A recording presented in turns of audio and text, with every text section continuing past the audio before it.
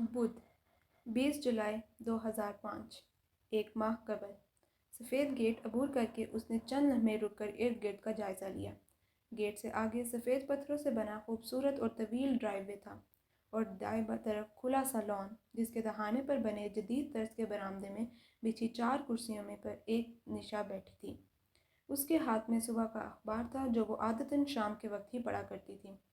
نشا کو سامنے پا کر وہ تیز تیز قدموں سے چلتی ڈرائیو وے عبور کر کے برآمدے تک آئی۔ اس سے پہلے کہ نشا اس کے استقبال کے لیے اٹھتی، وہ ایک ہاتھ کمر پر رکھے ناک اور ابرو چڑھا کر پوچھنے لگی، یہ لڑکا کون تھا؟ کون سا لڑکا؟ اس نے اخبار تہہ کر کے میز پر رکھا اور اس کے لہجے میں حیرت تھی۔ وہی جو باہر کھڑا تھا۔ باہر کھڑا تھا؟ نشا حیران سی کھڑی ہو گئی۔ ایک نظر اس نے پریشے کے چہرے کے بگڑے ہوئے زاویے اور کھڑے ہونے کا تاندارانہ انداز دیکھا۔ کس کی بات کر رہی ہو؟ وہی جو باہر حسیب کے ساتھ کھڑا تھا۔ اوہ وہ حسیب کا دوست ہے، ملنے آیا تھا اور اب تو واپس جا رہا ہے۔ کیوں خیریت؟ خیریت؟ مجھے دیکھ کر اس بدتمیز لڑکے نے سیٹی بجائی۔ شرم تو آتی نہیں ہے آج کل کے لڑکوں کو۔ آنے دو حسیب کو، ابھی پوچھتی ہوں کہ کس قسم کے واہیات لوگوں سے دوستی ہے اس کی۔ کم آن پری، نشا نے واپس کرسی پر بیٹھتے ہوئے اپنی مسکراہٹ دبائی اور ایک نظر اسے دیکھا۔ سادہ گلابی شلوار قمیض میں ملبوس، اپنے سیدھے اور بے حد سیاہ بالوں کو اونچی پونی ٹیل میں مکید کیے، پاؤں میں سفید اور ہلکے گلابی رنگ کے جوگرز پہنے وہ بے حد خفگی سے نشا کو دیکھ رہی تھی۔ بھئی سیٹی بجا دی تو کیا ہوا؟ بچہ ہے؟ ہاں 6 فٹ کا بچہ ہے۔ وہی حسیب کا کلاس فیلو ہے، یعنی ہوگا کوئی 17-18 سال کا، مطلب عمر میں ہم سے کم از کم بھی 8 سال چھوٹا، تو بچہ ہی ہوا نا۔ وہ اپنی کزن کی بنسبت ہمیشہ زیادہ لاپرواہی تھی۔ اور یہ تمہارے ہاتھ میں کیا ہے؟ لو، مری کیوں جا رہی ہو؟ تمہارے لیے ہی ہے، بیف چلی بنایا تھا، سوچا کچھ تمہیں بھی دے آؤں۔ اس نے ڈونگا نشا کو تھمایا تھا، اس کا موڈ سخت خراب تھا۔ واؤ، ممی کو بیف چلی بہت پسند ہے، نشا کا اس کے موڈ کو خاطر میں لانے کا کوئی ارادہ نہیں تھا۔ ہاں تو ممانی کے لیے ہی لائی ہوں، کون سا تمہارے لیے بنایا ہے؟ نشا آپی، دراصل پری آپا ہمیں بیمار کر کے اپنی ڈاکٹری چمکانا چاہتی ہیں۔ اپنے دوست کو رخصت کر کے حسیب بھی ادھر آ گیا تھا۔ تمہارے لیے نہیں ہے، منہ دھو رکھو۔ شیروں کے منہ دھلے ہوتے ہیں آپا۔ ہاں یاد آیا، تمہیں تو ماموں اور ممانی چڑیا گھر سے لائے تھے نا؟ کم آن، وہ ہنسنے لگا۔ ویسے بھی کس لوفر لفنگے کی بات ہو رہی تھی؟ ویسے جس کے ساتھ تم باہر گیٹ پر کھڑے کہے ہی لگا رہے تھے، وہ بدتمیز لڑکا مجھے دیکھ کر سیٹی بجا رہا تھا۔ کیسے لڑکے سے دوستی ہے تمہاری؟ ارے وہ میرا دوست ہے، بڑے باپ کا بیٹا ہے، اور وہ آپ کو دیکھ کر سیٹی نہیں بجا رہا تھا، وہ تو بس اس کی عادت ہے۔ نیور مائنڈ، وہ تھوڑا سا اسپوائلڈ چائلڈ ہے۔ اپنے دوست کا دفاع کرنے کے بعد ساتھ حسیب جھک کر میز پر پڑے ڈونگے میں سے بیف کے چٹ پٹے فنگر لٹس کو اٹھا کر کھا رہا تھا۔ اور سنبھل کر آپا، اس کے باپ صدر پاکستان کا دوست ہے۔ جواب میں پریشے بڑبڑا کر رہ گئی، پھر جانے کے لیے اٹھ کھڑی ہوئی۔ کدھر جا رہی ہو؟ ممی کو سلام تو کر لو۔ 50 گز کے فاصلے پر میرا گھر ہے، پھر آ جاؤں گی، ابھی تو مجھے جانا ہے۔ بھائی بریکنگ نیوز تو سنتی جاؤ۔ حسیب اور اس کے 4 دوست راکا پوشی بیس کیمپ کا ٹریک کر رہے ہیں، تو کرتے رہیں۔ اپنے تئی نشا نے پریشے کو چونکا دینے والی خبر سنائی تو مگر اس نے لاپرواہی سے کندھے اچکا دیے۔ پری آپا یہ ظاہر کرنے کی کوشش کر رہی ہیں کہ یہ جیلس نہیں ہو رہی۔ حسیب اس کا انداز دیکھ کر شرارت سے مسکرایا۔ میں ہو بھی نہیں رہی، وہ کٹ سے کہہ کر گیٹ کی طرف تیز قدموں سے بڑھ گئی۔ سنو تو، تمہارے کپڑے آئے پڑے ہیں ٹیلر سے، وہ تو لیتی جاؤ۔ نشا بھاگتی ہوئی اس کے پیچھے آئی تھی۔ تم رات کو دے جانا، ابھی میں جلدی میں ہوں۔ وہ گیٹ کے ہینڈل پر ہاتھ رکھے ایک لمحے کو مڑی تھی۔ کیوں، کیا جلدی ہے؟ وہ گیٹ پر رکھا اس کا ہاتھ یکدم ڈھیلا پڑ گیا۔ قدرے ہچکچائی۔ وہ ابھی پھپھو اور آپا آئی ہوئی ہیں نا؟ اب کی بار نشا کا موڈ خراب ہوا تھا۔ کیا مطلب؟ ان کو اپنے گھر چین نہیں ہے؟ ہر دوسری شام تو وہ تمہاری طرف آئی ہوتی ہیں، اور وہ ندا آپا کے شیطان بچے، اتنا شیطان بھی کوئی ہوگا۔ جاؤ جلدی گھر جاؤ، اور وہ درجن بھر چیزوں تو توڑ چکے ہوں گے۔ تھوڑی دیر پہلے کے تاثرات پریشے کے چہرے سے غائب ہو چکے تھے، وہ بے بسی سے لب چبا کر رہ گئی۔ ویسے رات کے کھانے بھی یقیناً وہ تمہاری طرف ہی کھائیں گے، سیف بھائی بھی رات کو ہی آئیں گے اور یقیناً کھانا کھا کر ہی جائیں گے۔ حد ہوتی ہے روز روز کسی کے گھر کھانے کی۔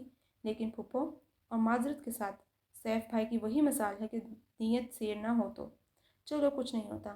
پاپا کی اکلوتی بہن ہے، ان کے آنے سے پاپا ہی خوش ہو جاتے ہیں۔ مجھے تمہاری سمجھ نہیں آتی ڈاکٹر پریشی جانزیب، تم اتنی کمزور اور جذباتی قسم کی دلیلیں کیوں دیتی ہو؟ اتنی اچھی طرح جانتی ہو سیف بھائی کو، پھر بھی تم نے ان کی سے منگنی سے انکار نہیں کیا۔ سیف سے منگنی کے ان 3 برسوں میں نشا نے کوئی 30,000 دفعہ یہ بات کہی تھی۔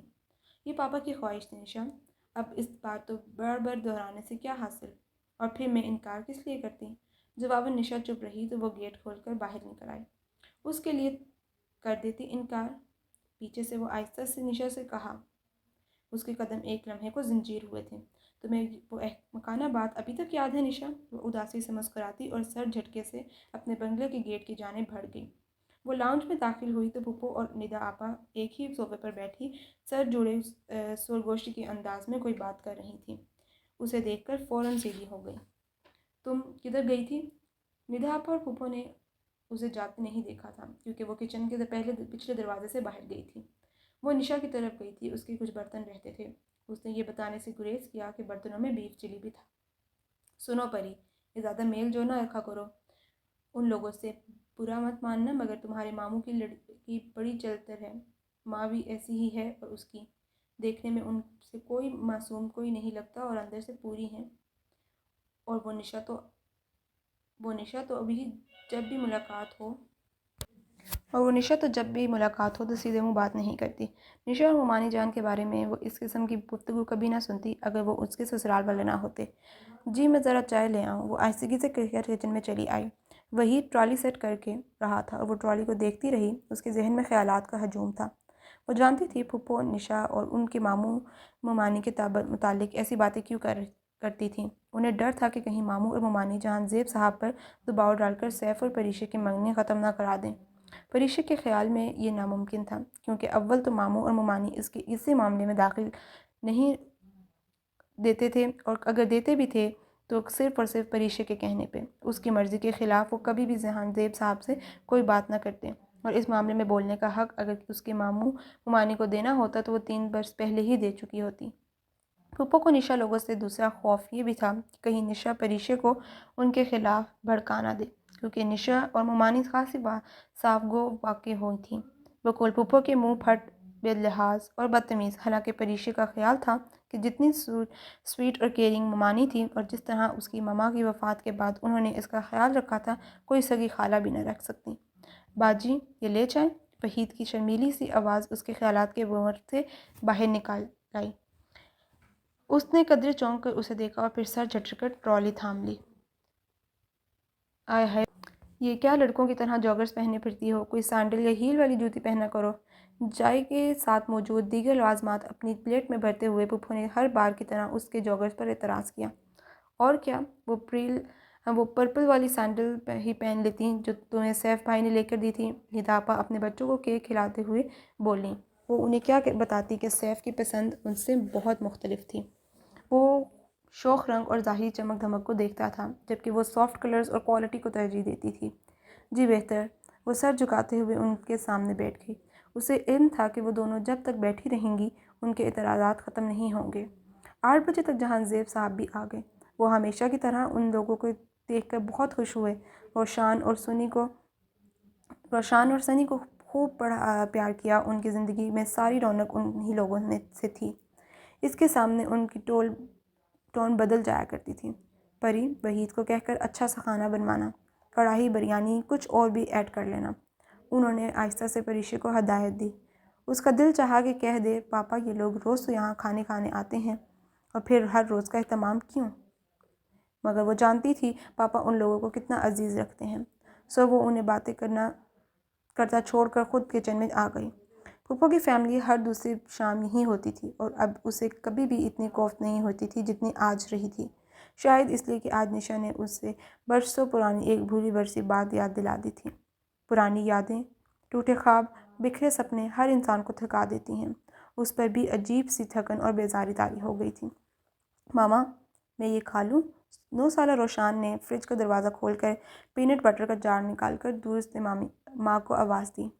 ہاں کھا لو، تمہارے نانا کا گھر ہے، ندا آپی نے لاپرواہی سے کہا، اور وہ جس نے ملیشین چکن بنانے کے لیے اتنا بڑا جار منگوایا تھا، بے بسی سے مٹیاں بینچ کر رہ گئی۔ وہ روشان اور سنی کو ٹوک بھی نہیں سکتی تھی۔ سنی پورے گھر میں دوڑتا پھر رہا تھا، اسے کوفت ہو رہی تھی، پھر وہ خاموش رہی۔ پھر چند منٹ بعد وہ چاولوں کو دم دے رہی تھی، اسے بلی کی وحشیانہ میاؤں میاؤں کی آواز آئی۔ یا اللہ! اس نے گھبرا کر کفگیر میز پر رکھا اور بھاگتی ہوئی کچن سے باہر نکلی۔ باہر زمین پر اس کی پالتو بلی کو روشان نے پکڑ رکھا تھا، جبکہ سنی اس کی دمکی ماچس کی تیلی سے آگ لگا رہا تھا۔ بلی تڑپتی ہوئی چیخ رہی تھی۔ ہٹو تم دونوں! اس نے زور سے سنی کو ماچس کے والے ہاتھ پر تھپڑ مارا، بلی کو روشان سے کھینچا اور ماچس کی ڈبی اٹھا کر اپنے قبضے میں کر لی۔ یہ کیا کر رہے تھے تم لوگ؟ آپ کو کیا مسئلہ ہے؟ جو بھی کر رہے تھے ہماری مرضی، ہمارے نانا کا گھر ہے، آپ کون ہوتی ہیں پوچھنے والی؟ سنی کو تھپڑ لگا تھا، جس کا جواب اس نے بے حد بدتمیزی سے دیا تھا۔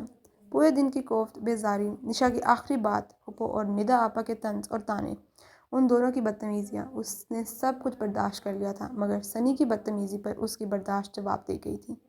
اس نے رکھ کر 2 تھپڑ سنی کو اور 2 روشان کو لگائے۔ دفعہ ہو جاؤ ادھر سے تم دونوں! درد سے چلاتی بلی کو اپنی آغوش میں سہلاتے ہوئے اس نے غصے سے کہا اور واپس کچن میں آ گئی۔ وہ دونوں حلق پھاڑ کر روتے ہوئے ندا آپا کے پاس چلے گئے۔ عین اسی وقت سیف بھی آ گیا۔ وہ آفس سے سیدھا ادھر ہی آیا تھا، اس کا کوٹ اس کے ہاتھ میں تھا۔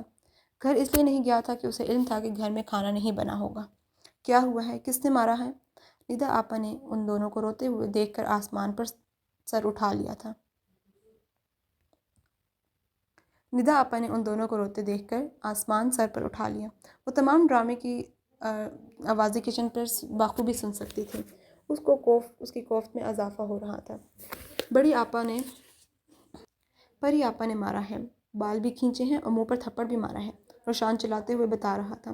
وہ تیزی سے کچن سے نکلی، بلی اس کی آغوش سے چھلانگ لگا کر کودی اور بھاگتی ہوئی کچن سے باہر چلی آئی۔ وہ انسانوں سے بہت ڈر گئی تھی۔ ہائے اللہ پری، تم نے میرے معصوم بچوں کو کیوں مار پیٹا؟ ماموں، میں نے تو کبھی ان کو ذرا زور سے جھڑکا تک نہیں ہے۔ ندا آپا ان کو دیکھتی ہی اونچی آواز میں رونے لگی۔ ہائے میرے معصوم بچے! یہ دونوں اس بلی کو آگ لگا رہے تھے۔ میں نے روکا تو سنی نے مجھ سے بدتمیزی کی۔ میں نے صرف تھپڑ مارا تھا، بال نہیں نوچے تھے۔ کسی مجرم کی طرح کھڑی وہ صفائیاں دے رہی تھی۔ لو، اتنے چھوٹے بچے بلی کو آگ لگا سکتے ہیں؟ انہیں تو ماچس بھی جلانا نہیں آتی، پھپھو چمک کر بولی تھی۔ میں جھوٹ نہیں بول رہی پھپھو، یہ دونوں اس بلی کو اذیت دے رہے تھے۔ اپنے بھانجوں سے زیادہ کسی جانور سے پیار ہے؟ یہ بچے ہیں، کچھ کر بھی دیا تو کیا ہو گیا، آرام سے بھی ٹوکا جا سکتا ہے پری۔ اب کے سیف بولا تھا۔ سیف اس کی حمایت تو کیا کرتا، اس نے تو اس کا یقین تک نہیں کیا تھا کہ اس نے روشان اور سنی کے بال بھی نوچے تھے۔ اچھا پری، اب سوری کر لو ان دونوں سے۔ یہ پاپا تھے۔ اس نے بے حد شاکی نظروں سے انہیں دیکھا۔ کسی کو بھی اس کی بات کا یقین نہ تھا۔ پاپا، میں بڑی ہوں، میں نے کچھ کہہ بھی دیا تو آپ سب لوگ اس طرح کیوں ری ایکٹ کر رہے ہیں؟ پری، تم بچوں اور ندا آپا سے سوری کرو۔ دیکھو، آپا ابھی تک رو رہی ہیں۔ سیف نے بہت سنجیدگی اور خوفگی سے اسے مخاطب کیا۔ اس کا دل چاہا وہ وہیں زمین پر بیٹھ کر رونا شروع کر دے، مگر اسے ضبط کرنا تھا، خود کو کمزور ثابت نہیں کرنا تھا۔ میری کوئی غلطی نہیں، پھر بھی ندا آپا، سوری۔ ندا آپا نے منہ پھیر لیا۔ یہ اس بات کا اشارہ تھا کہ وہ ابھی تک خفا تھیں۔ میں کھانا لگواتی ہوں، وہ کہہ کر وہاں سے چلی آئی۔ وحید کو کھانا لگانے کا کہا اور خود کچن میں بیٹھی رہی۔ جب تک وہ لوگ چلے نہ گئے وہ باہر نہیں نکلی۔ اسے اپنے بےعزتی پر شکوہ نہیں، ان لوگوں سے نہیں تھا، پاپا سے تھا۔ پتہ نہیں پھپھو نے پاپا کو کیا گھول کر پلا دیا کہ وہ کبھی ان کے خلاف کچھ سوچ بھی نہیں سکتے تھے۔ کیا میں اپنی پوری زندگی ان لوگوں کے درمیان گزار سکتی ہوں؟ اف، یہ کتنا کٹھن ہوگا۔ یہ تکلیف دہ خیال اس کے ذہن پر چکرا رہا تھا۔ کدھر گم ہو؟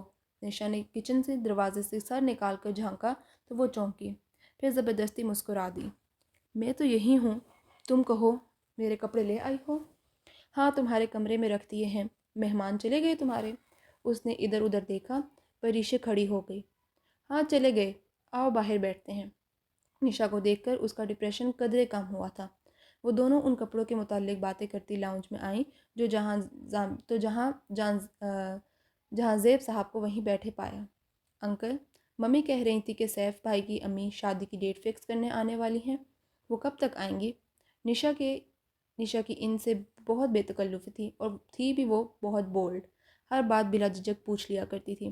اسے معلوم تھا کہ آج پھپھو اسی لیے آئی تھی، پھر بھی اس نے پوچھا۔ پریشے کے لبوں پر مسکراہٹ بکھر گئی۔ بیٹا، ڈیٹ تو تقریباً فکس ہو گئی ہے، عید نومبر کے سے پہلے ہفتے میں آ رہی ہے، تو ہم یہ سوچ رہے ہیں کہ عید کے تیسرے دن مہندی رکھ لیں گے، وہ خوش دلی سے بتا رہے تھے۔ اس کو اپنی گردن کے پھندہ تنگ محسوس ہو رہا تھا۔ ایک دم کمرے میں گھٹن اتنی بڑھ گئی کہ اس کا سانس رکنے لگا۔ نشا، اچانک اسے کچھ یاد آیا۔ حسیب اور اس کے دوست ہنزا جا رہے ہیں نا؟ تم نے آج کچھ بتایا تھا۔ ہاں، وہ کاراپوشی بیس کیمپ کا ٹریک کر رہے ہیں۔ کون کہاں جا رہا ہے؟ ان کی سرگوشی وہ ٹھیک سے نہیں سن سکتے تھے۔ پاپا، وہ نشا کی ایک کزن کی اپنی ٹور کمپنی ہے مری میں۔ نشا نے ان سے ناردرن ایریاز کے ٹورز کا پتہ کیا تھا۔ وہ کہہ رہے تھے کہ جلد ہی ان کا کوئی ٹور جائے گا ناردرن ایریاز۔ تو پاپا، میں نشا کے ساتھ چلی جاؤں، بس 3-4 دن کے لیے؟ مگر ندا تو ہفتے کے لیے میں کہ تمہاری وجہ سے آئی ہے۔ ان کی نند کا کوئی مسئلہ تھا تو اس کی ساس اور شوہر چند دنوں کے لیے سیالکوٹ گئے ہیں۔ وہ اگلا پورا ہفتہ ادھر آئے گی تو کہ تمہارے ساتھ مل کر شادی کی شاپنگ کر لی۔ وہ سوچ رہی تھی کہ چند دنوں تک کسی دور دراز فضا پر مقام پر چلی جائے، مگر جیسے ہی پاپا نے ندا پاپا کی ایک ہفتے کی چھٹی کا بتایا، اس نے پکا ارادہ کر لیا کہ وہ جلد ہی اسلام آباد سے پورے ہفتے کے لیے غائب ہو جائے گی۔ وہ کسی کے ساتھ بھی شاپنگ کر سکتی تھی مگر ندا آپا کے ساتھ نہیں۔ پاپا، ندا آپا کی چوائس بہت اچھی ہے، وہ خود ہی شاپنگ کر لیں گی، میں بس 5-6 روز میں واپس آ جاؤں گی، اس نے بہت منت اور لجاجت سے کہا۔ اچھا، مگر کس جگہ جانا چاہتی ہو تم؟ وہ نیم رضامند تھے۔ وہ جواباً کہنا چاہتی تھی کہ ہنزا، گلگت، سکردو، مگر اسے معلوم تھا کہ ان علاقوں کا نام سن کر پاپا سختی سے انکار کر دیں گے۔ پشاور، سوات، کلام، ایسی سائٹ پر جائیں گے۔ اس نے سوات کا ذکر اس لیے کیا تھا کہ وہاں کوئی 2500 فٹ بلند پہاڑ نہ تھا، اور یہ سب سے بڑی وجہ تھی کہ پاپا نے اگلے ہی لمحے اسے اجازت دے دی۔ اس نے بے اختیار ایک چور نگاہ اپنے بائیں کندھے پر ڈالی۔ صرف اس کندھے کی وجہ سے وہ سکردو سائٹ پر ہمالیہ اور کراکرم کے پہاڑوں پر نہیں جا سکتی تھی۔ جہاں زیب صاحب اٹھ کر اندر چلے گئے تو نشا تیزی سے اس کی طرف مڑی۔ میں نے کب پتہ کیا تھا کہ زاور بھائی کی ٹور کمپنی سے؟ نہیں کر لیا تو اب کر لینا، اس نے لاپرواہی سے شانے اچکائے۔ ندا آپا کی ماں فیملی آمد کے باعث چند لمحے پہلے تک اس کے سر میں جو درد کی ٹھیس اٹھ رہی تھی وہ اب غائب ہو چکی تھی۔ تم اسلام آباد کی کسی ٹور کمپنی کا نام نہیں لے سکتی تھی۔ اب خواہ مخواہ جھوٹ کو سچ ثابت کرنے مری جانا پڑے گا، اور اگر تمہیں اتنا ہی شوق ہو رہا ہے سیر سپاٹے کا تو حسیب اور اس کے فرینڈز کے ساتھ راکا پوشی چلے جاتے ہیں، جس کی اجازت پاپا مجھے کبھی نہیں دیں گے۔ اور حسیب کے دوست؟ ان کی نگاہوں کے سامنے شام والا وہ لڑکا آ گیا جس نے اسے دیکھ کر بے اختیار سیٹی بجائی تھی۔ اس نے تنفر سے سر جھٹکا۔ میں حسیب کے دوستوں کا سر پھاڑ سکتی ہوں، ان کے ساتھ 4 دن پیدل راکا پوشی کا ٹریک نہیں کر سکتی۔ اس کو وہ لڑکا بہت ہی برا لگا تھا۔ نشا خاموش ہو گئی۔ نشا کے جانے کے بعد اب اپنے کمرے میں آ گئی۔ اس کے کمرے کی ترتیب ایسی تھی کہ دروازہ کھلتے ہی سامنے پلنگ نظر آتا تھا، جس کے سرہانے دیوار پر توماس ہیومر کا بہت بڑا پوسٹر چسپا تھا۔ کمرے کی باقی 3 دیواروں میں سے 2 پر میزز اور چند جاپانی پیماؤں کا پوسٹر آویزاں تھے۔ ان تصویروں کو دیکھتے ہی ایک اداس مسکان نے اس کے لبوں کا احاطہ کر لیا۔ پریشا جہاں زیب، جس کے نام کا آدھا حصہ شے ہٹا کر سب اسے پری کہا کرتے تھے، بچپن میں ہی ایک آئیڈیلسٹ تھی۔ وہ ان لوگوں میں سے تھی جس کے لیے کچھ بھی ناممکن نہیں ہوتا، جنہیں چیلنجز کا سامنا کرنے میں مزہ آتا ہے۔ سیف سے منگنی سے پہلے تک وہ واقعی بہت پرجوش تھی، مگر ان گزرے 4 برسوں میں بہت کچھ بدلا تھا۔ اس کو بچپن سے پہاڑ سر کرنے کا بہت شوق تھا۔ وہ اپنے پاپا اور مما کی اکلوتی اولاد ہونے کے باعث خاصی لاڈلی تھی۔ ان کے لاڈ پیار نے اس کو بگاڑا نہیں بلکہ بہت بہادر، مضبوط اور پر اعتماد بنا دیا تھا۔ اس کو ماما کو اس کا کوہ پیمائی کا شوق بہت عزیز تھا، اور یہ سب سے بڑی وجہ تھی جس کے باعث ماما اس کو 1995 میں اپنے ساتھ انگلینڈ لے گئی تھیں۔ پاپا نے اس کی وجہ سے اپنے بزنس بھی ادھر ہی منتقل کر دیا تھا، مگر وہ لندن میں ہوتے تھے اور ماما اور پریشے لیک ڈسٹرکٹ میں۔ وہ 4 برس لیک ڈسٹرکٹ میں رہی، وہاں اس نے بہت کچھ سیکھا۔ اس دوران وہ صرف 2 دفعہ پاکستان آئی تھی، وہ بھی سردیوں کی چھٹیوں میں۔ گرمیوں کی چھٹیاں وہاں گزارتی تھی۔ یہ اس کا ایک ٹین ایج سیکرٹ تھا جس کی بھنک اگر پاپا کو پڑ جاتی تو وہ بھی خفا ہوتے۔ البتہ ماما واقف تھیں۔ دونوں بار اسے اپنے سے 8-9 سال بڑا سیف الملوک بہت برا لگا تھا۔ وہ اس کے پاپا سے بہت لاڈ اتفاٹا تھا اور اس کو بڑی عجیب نگاہوں سے تکتا تھا۔ اسے اس کی نگاہیں اچھی لگتی تھیں، یہ نہ باتیں۔ اس نے ایک دفعہ پریشے سے جب یہ کہا تم بہت خوبصورت ہو، تو اس نے سیف کو بری طرح جھڑک دیا تھا۔ 6 سال پہلے زندگی کسی حد تک بدل گئی جب ممی کی وفات ہو گئی اور پھپھو نے کے بے حد اصرار پر پاپا اسے اسلام آباد لے آئے۔ تب پہلی دفعہ اسے احساس ہوا تھا کہ ماں اس کی کیسی بڑی اور مضبوط ڈھال تھی، جس کے نہ ہونے سے پاپا پر اور لوگوں نے قبضہ کر لیا تھا۔ وہ بزنس پڑھنا چاہتی تھی مگر پھپھو نے پاپا کو مجبور کیا کہ وہ پریشے کو ڈاکٹرز بنائے۔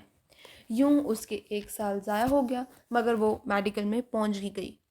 پھر 2001 کے جولائی میں کچھ ایسا ہوا کہ اس کا کوہ پیمائی کا کیریئر ختم ہو گیا۔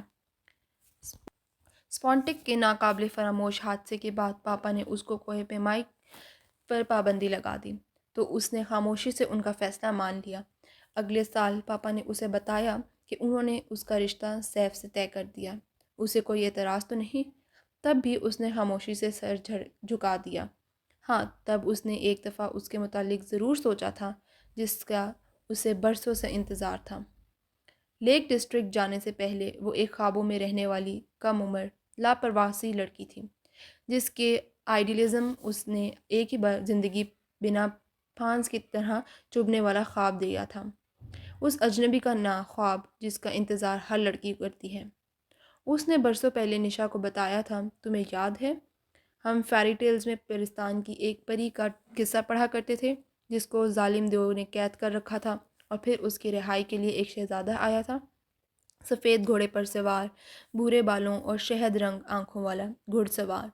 وہ دیس دیس کی خاک چھانتا پرستان کی خوبصورت وادیوں کے قصے سن کر اس طرف آ نکلا تھا۔ پری کی قید کا سنا تو وہ بہادر شہزادہ اسے ظالم دیو کی قید سے چھڑا کر خوبصورت وادیوں، چشموں اور پہاڑوں میں اپنے ہمراہ لے گیا اور پھر دونوں ہنسی خوشی رہنے لگے۔ اس نے ایک گہری سانس بھر کر نشا کو دیکھا تھا، کاش میرے لیے بھی ایسا ایک شخص آئے، شہزادوں کی سی آن بان رکھنے والا، بہادر و مضبوط، جو ظاہریت کے بچھاریوں جیسا نہ ہو۔ یہ کوئی کچی عمر کا سپنا نہیں تھا، ایک امید تھی، ایک وجدان تھا کہ کوئی ہے جسے اس کے لیے تخلیق کیا گیا ہے، وہی جو دیس دیس کی خاص ٹھانتا کسی روز اس کے پرستان میں آ نکلے گا، جس کو دیکھ کر اس کا دل کہے گا ہاں، ظالم دیو کی قید میں موجود اس پری نے صدیوں اسی کا تو انتظار کیا تھا۔ ہاں، یہی تو تھا جس سے اس نے روح میں وجود میں آنے سے قبل عشق کیا تھا، جو اس کی ذات کا ٹوٹ کر بکھرنے والا ایک گمشدہ حصہ تھا۔ اور ہاں، وہ یہ بھی تو کہتی تھی کہ اگر میں پریوں کی ہی طرح حسین ہوں تو یوں ہی کسی سے شادی نہیں کروں گی، بلکہ وہ جیسے پریاں اور شہزادی شرائط رکھا کرتی تھی، 7 سالوں کی شرط، سامری جادوگر کے منکے کی شرط، ویسی ہی شرط رکھوں گی۔ تو نشا نے بے حد تجسس سے پوچھا تھا، کیسی شرط؟ تب وہ کھلکھلا کر بولی تھی، میں صرف اس کا ہاتھ تھاموں گی جو میرے لیے دنیا کا سب سے خوبصورت پہاڑ راکا پوشی سر کرے گا۔ جتنے ہی برس گزرتے گئے وہ خوابوں کا شہزادہ نہ آیا، یہاں تک کہ وہ تمام خواب پریشے کو بچگانہ اور احمقانہ لگنے لگے اور وہ اب نشا کے ساتھ ان پر خوب ہنستی تھی۔ پھر سیف سے منگنی کے بعد اس نے ہنسنا بھی چھوڑ دیا۔ آج اتنے عرصے بعد نشا نے اسے وہ بات یاد دلاتی تھی، وہ احمقانہ اور بچگانہ بات۔ ہاں، وہ بچگانہ خواب ہی تو تھے۔ اب پریش جان زیب کی سمجھ میں آ گیا تھا کہ وہ کوئی پری نہیں، وہ خوبصورت سہی مگر ایک عام سی لڑکی ہے، اور عام سی لڑکیوں کے لیے شہزادے نہیں آیا کرتے۔